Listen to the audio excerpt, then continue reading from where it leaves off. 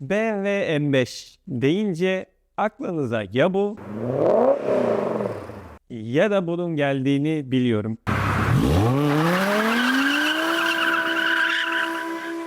Hepimizin aklında kalan ya E39 ya da V10 5 litre motoruyla E60 M5. Sizi üzmek istemem ama E60 M5 tanıtılalı yaklaşık 20 yıl oldu. 20 yıl içinde dünya bambaşka bir yere geçti. M5 de değişti ve çok feci kilo aldı.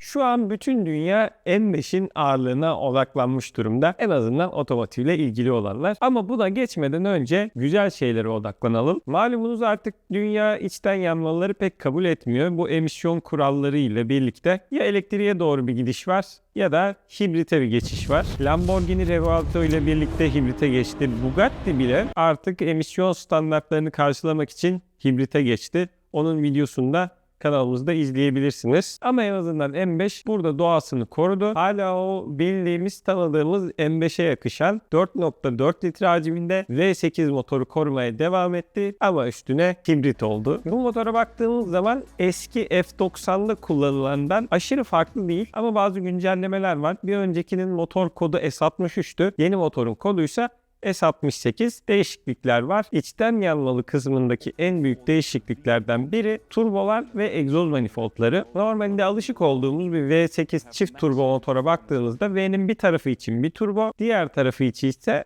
başka bir turbo olur. BMW'nin tasarladığı Hot V denen, yani turboların V'nin içine yerleştirildiği bir konfigürasyon kullanılıyordu zaten. Burada da o var. Ama üstüne egzoz manifoldları böyle biraz daha değiştirilmiş. Turbolar motorun ortasında dururken manifoldlar iki taraftan birden geliyor. Yani her turboyu sağdan 2 silindir, soldan 2 silindir destekliyor. Böyle X şeklinde bir manifolda sahip. Bunu yapmalarının amacı hem tepki süresini düşürmek, turbo lagını azaltmak, hem de daha verimli bir turbo konfigürasyonuna sahip olmak. Ama bu böyle çok gördüğümüz bir şey değil.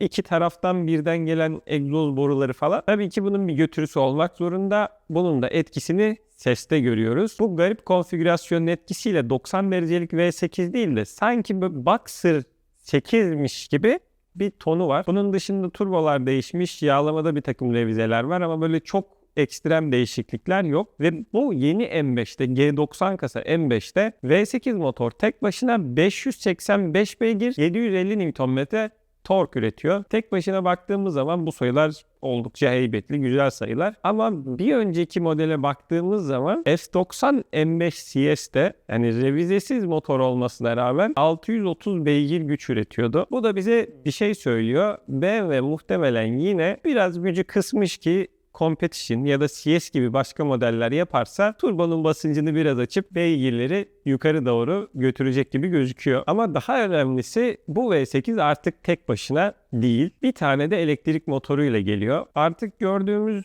otomobillerin çoğunda konfigürasyonda da her tekere bağlı bir elektrik motoru görüyoruz. Ama bu M5 bir önceki nesil gibi BMW'nin 4 çeker sistemi olan xDrive ile geliyor. Her tekere zaten bir şaft bağlı motordan gelen gücü aktarıyor. Haliyle ekstra olarak her tekere bir elektrik motoru koyma gibi bir lüksünüz yok. Öyle bir yer yok. Bir tane elektrik motorunu almışlar ve şanzımanın içine koymuşlar. Güçlü tarafta sayabileceğimiz bir elektrik motoru bu. 200 beygir güç üretiyor. 280 Nm'de torku var. Kullandığımız standart yol otomobilleri genelde bundan daha güçsüz oluyor. Tek başına oldukça güçlü bir paket diyebiliriz. Bu 280 Nm tork bir anda 450'ye çıkabiliyor. Eğer ki arabada launch kontrolü açtıysanız, kalkış yapacaksanız kısa süreliğine bu motor 450 Nm'yi sağlıyor ki 0-100 değerini biraz kısaltabilsinler. Çok da kısalmamış aslında. Bu tip hibrit sistemlerde ne yazık ki kombine olarak güce baktığımızda 727 beygir 1000 Nm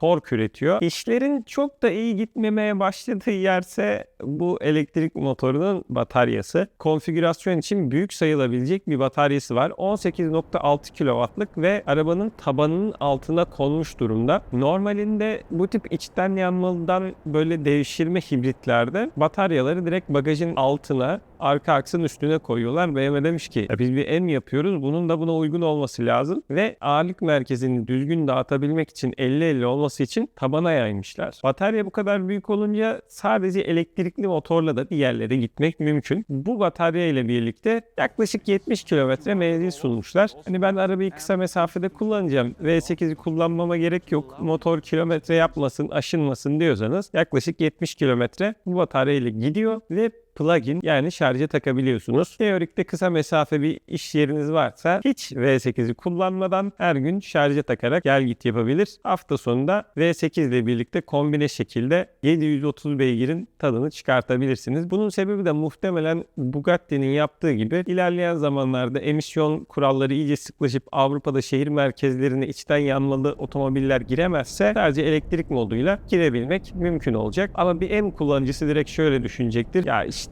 gitmeden önce motoru biraz ısıtayım, yağın optimum sıcaklığına gelmesini bekleyeyim gibi şeylerle uğraşmak yerine elektrik motoruyla kısa mesafeyi gider gelir uğraşmam diye düşünecektir. Videonun başında direkt ağırlık demiştik. Tabii ki tahmin edeceğiniz gibi bu bataryanın ağırlığa olan çılgın bir etkisi var. BMW'nin G serisi otomobilleriyle birlikte ağırlıklar zaten böyle bir yukarı gitmeye başlamıştı. G87 M2, işte G82 M4. Bunlara baktığınız zaman zaten bayağı ağır arabalar. Hem arabaların ebatları büyüdü, hem yeni gelen güvenlik önlemleriyle birlikte işte elektronikler falan arttı. Üstüne üstlük bir de daha güvenli arabalar yapmak için şaside, işte süspansiyonlarda mekanik olarak daha fazla metal kullanıldığı için daha fazla ağırlık gelmeye başlamıştı ki en başta bir de üstüne bu büyükçe sayılabilecek batarya ve plug-in sisteminin ekstra komponentleri gelince 2445 kiloluk çok ağır bir otomobil ortaya çıkmış. Yani muhtemelen bu en baz verilen ağırlık ve birkaç opsiyon eklediğinizde 2,5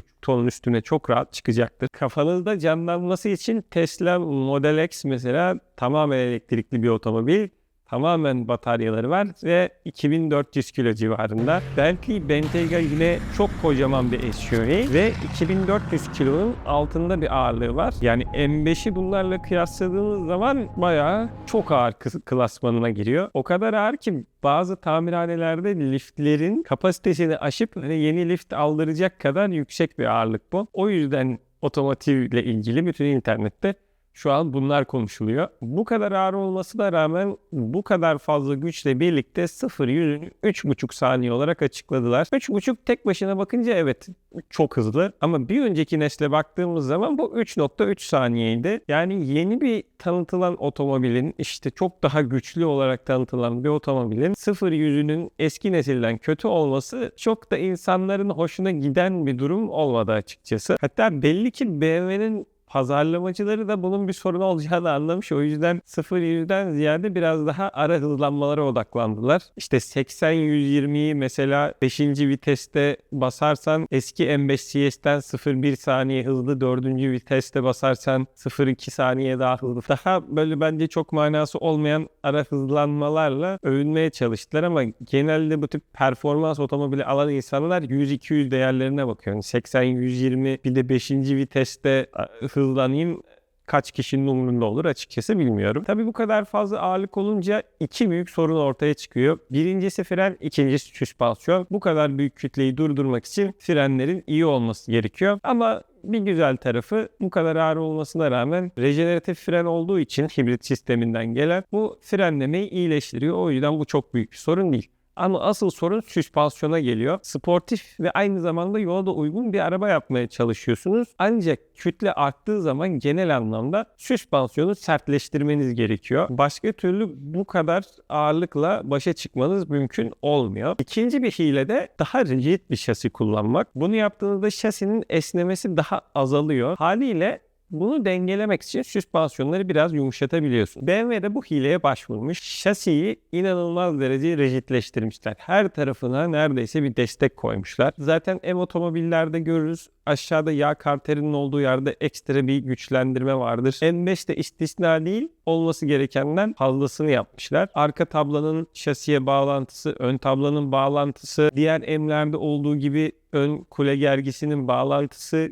gibi şeylere bayağı bir önem verip şasiyi oldukça sertleştirmişler. Süspansiyonu yumuşatmaya çalışmışlar, ama şu ana kadarki olan test sürüşlerinden gördüğüm kadarıyla çok da böyle o M5'in eski rahat konforlu havasında olmadığı yönünde. Bütün bu ağırlık konusuna rağmen V8 4.4 litre hacme sahip bir otomobil verdiği için BMW mutluyken gözüme bir detay takıldı ve bu beni bayağı bir üzdü. İç mekana baktığınızda artık bir vites topuzu yok. Bu sadece görsellik için bir sorun değil. Hala bir M otomobili 1000 Nm tork verebiliyor ve bu X-Drive sisteminde isterseniz 2 çekere dönebiliyorsunuz. Yani bütün gücü ben arkaya vereyim, sonra da cayır cayır lastik yaka yaka gideyim diyebilirsiniz. Ama bunu yaptığınızda yanlarken direksiyon üstündeki kulakçıkları kullanmanız mümkün değil. Vites atamıyorsunuz. Direksiyon terste oluyor, açısı oluyor. Hangisi artı hangisi eksi bilemiyorsunuz. O yüzden ben de dahil M kullanıcıları yanlarken genellikle vites topuzunu kullanır. Vites büyütüp küçültmek için. Çok daha içgüdüsel bir şekilde işte